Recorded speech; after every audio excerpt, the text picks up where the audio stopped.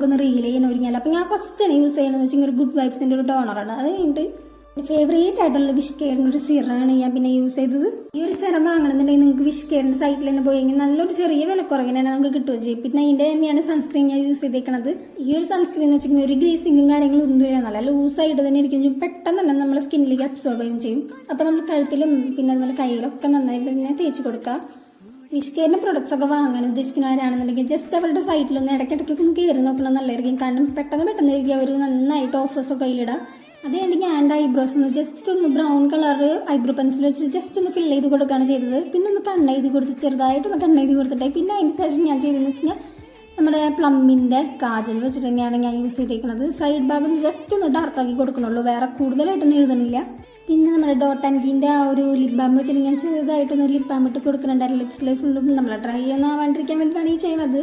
ഈ ഒരു lip balm ഞാൻ വാങ്ങിച്ചിട്ടുണ്ടായിരുന്നു വെച്ചിട്ടുണ്ടെങ്കിൽ പർപ്പിൾ ആപ്പിന്നാണ് ഞാൻ വാങ്ങിച്ചിട്ടുണ്ടായിരുന്നു. പിന്നെ അതിന് ശേഷം ഞാൻ ചെറുതായിട്ട് ഒരു ഔട്ട്ലൈൻ കൊടുത്തേക്കാണ് നമ്മൾ ഈ പ്ലാൻ വരച്ചിട്ട് ഇതുപോലെ അങ്ങോട്ട് നന്നായിട്ട് മിക്സ് ചെയ്തെടുക്കാം. നമ്മൾ മിക്ക ആൾക്കാരും ചെയ്യുന്നത് ഇതുപോലെയാണ് മിക്സിങ് ചെയ്യുന്നത്. പിന്നെ അതെങ്കിൽ നമ്മുടെ ലാക്മീൻ്റെ ലിക്വിഡ് ലിപ്സ്റ്റിക് വെച്ചിട്ട് ഞാൻ ജസ്റ്റ് ഒന്ന് കുത്തുകളൊക്കെ ഇട്ട് ഒന്ന് ഫില്ല് ചെയ്തെടുക്കുകയാണ് ചെയ്യുന്നത്. പിന്നെ ഏത് ഷെയ്ഡ് ലിപ്സ്റ്റിക് ഇട്ടാലും എനിക്ക് ഇതിൻ്റെ മേലെ കൂടത്തെ ഈ കാണുന്ന നമ്മളെ ഡാസ്ലറിൻ്റെ ഈ ബ്രൗൺ ഷെയ്ഡും കൂടി ഒന്ന് ഇട്ടില്ലെങ്കിൽ ഒരു സമാധാനം കിട്ടില്ല.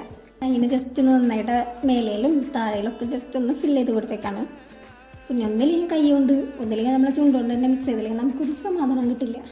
അപ്പോൾ ഈ ഒരു ഷെയ്ഡും കൂട്ടിയിട്ടാൽ എനിക്ക് എന്നെ കണ്ടാൽ തന്നെ ഇപ്പോഴാണ് ഒരു മുടുക്കനായി എന്നുള്ളൊരു വിചാരം വരുള്ളൂ. പിന്നെ അതിന് ശേഷം ഞാനൊരു കമ്മലാണ് ഇട്ടേക്കുന്നത്.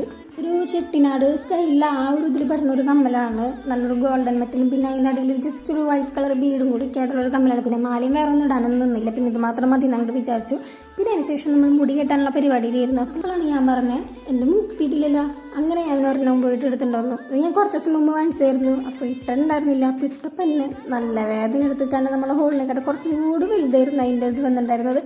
ഇട്ടപ്പൻ്റെ മൂക്ക് പിന്നെ അവിടെ നിന്ന് ഭയങ്കരമായിട്ടൊന്ന് ചുമന്നൊക്കെ ചെയ്ത് ഇതിന് എന്തോ ഒരു പാറ്റേൺ വരുന്നതെന്ന് വെച്ചാൽ ഒരു ഫ്ലവറായിട്ടുള്ള ഒരു രീതിയിലാണ് വന്നിട്ടുണ്ടായിരുന്നത്. ഞാൻ ഫ്ലിപ്കാർട്ടിൽ നിന്നാണ് വാങ്ങിച്ചിട്ടുണ്ടായിരുന്നത് വെച്ച് കഴിഞ്ഞാൽ അവിടെ ചെറിയൊരു റേറ്റ് കുറവിന് കണ്ടു എന്നുള്ളത് വന്നു. പിന്നെ നാട്ടിൽ നോക്കിയിട്ട് മരിക്കലൊന്നും കിട്ടുന്നുണ്ടായില്ല. അപ്പോൾ പിന്നെ ഫ്ലിപ്കാർട്ടിൽ തന്നെ പോയി വാങ്ങിച്ച് പിന്നെ അതിന് ശേഷം നമ്മളൊരു ചാന്തിൻ്റെ ഒരു പൊട്ടാണ് തൊട്ടത്. കുറേ നാളായി നമ്മൾ ചാന്തിൻ്റെ ഒരു പൊട്ടൊക്കെ തൊട്ടിട്ട് അങ്ങനെ ഒരു ചെറിയൊരു പൊട്ട് കയ്യിൽ കുത്തി പിന്നെ അതിൻ്റെ മേലെ ഒരു കൺസീലർ വെച്ചിട്ടാണ് ചുമതനൊക്കെ ഇപ്രാവശ്യം തൊട്ടേക്കുന്നത്.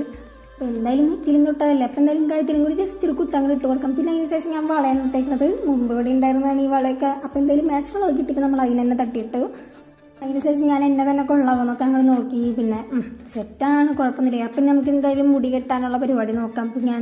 അപ്പോൾ ഞാൻ എന്തായാലും ഒരു സൈഡ് വാസിലായിട്ടാണ് എടുത്തിട്ടുണ്ടായിരുന്നത്. വേറെ പിന്നെ ഹെയർ സ്റ്റൈലും കാര്യങ്ങളൊന്നും ചെയ്യണമെന്നൊന്നുമില്ല. ഇത് തന്നെയാകുമ്പോൾ നമുക്ക് സുഖമുണ്ടോ, 2 വാല അങ്ങോട്ട് എടുത്ത് ബാക്കിൽ നിന്ന് 2 സ്ലൈഡ് അങ്ങോട്ട് കുത്തി വെച്ചാൽ മതിയല്ലോ, കാര്യം അങ്ങോട്ട് തീർന്നു. 2 സ്ലൈഡ് വെച്ച് കുത്തിയിട്ട് എൻ്റെ സ്ലൈഡ് ഇങ്ങനെ കിടന്നിരിക്കും താഴോട്ട് വരായിരുന്നു. അപ്പോൾ പിന്നെ എന്തായാലും വിചാരിച്ചു ചെറിയൊരു കുഞ്ഞേ ക്രാബ് വെച്ചിട്ട് എന്തായാലും തലയിൽ കുത്തി വെക്കായിരുന്നു. അങ്ങനെ ഒരു കുഞ്ഞേ ക്രാബിന് എടുത്തിട്ടുണ്ടായിരുന്നു.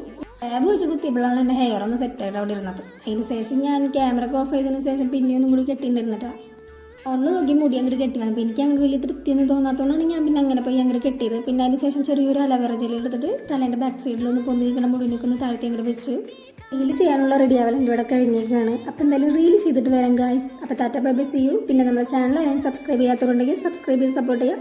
ടാറ്റ.